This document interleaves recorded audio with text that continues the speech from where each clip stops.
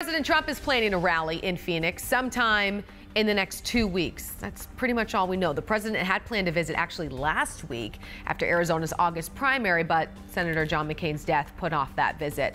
One that comes a little more than a year after protests outside a Trump rally turned violent. Paul?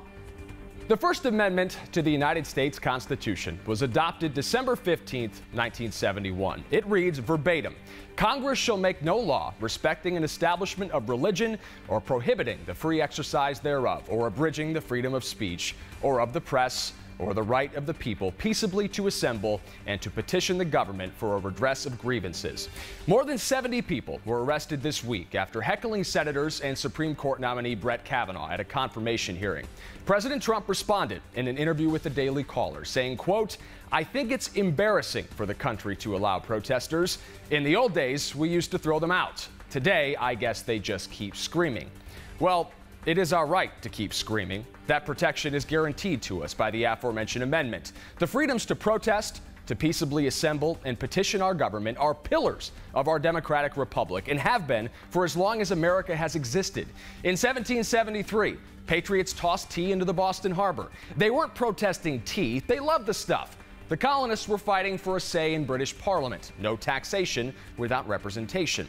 3 years later, the United States declared independence. In 1936, auto workers near my hometown in Flint, Michigan sat down on the job. They weren't protesting standing, they were pushing for fair labor laws. And after a 44-day strike, General Motors bargained with the union, paving the way for many of the rights we expect in our jobs today. In 1955, Rosa Parks refused to give up her seat on a bus, prompting a 381-day boycott of public buses in Montgomery, Alabama. She was not protesting the transportation system. She was taking a stand against unfair segregation laws. Nearly a decade later, those laws were erased. You see, protest leads to change. History smiles upon the examples listed above. Those brave souls who risked everything are remembered as heroes. Modern protests take all sorts of forms. I choose not to spend my money at businesses whose practices I don't agree with. Plenty of people gather for rallies and marches. Some take a knee during the national anthem. The method of protest does not need to be indicative of the issue being protested.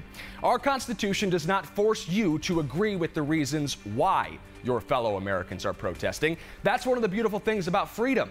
But if you believe you are entitled to those same inalienable rights, you ought to respect their right to fight for the causes they believe in. Emma?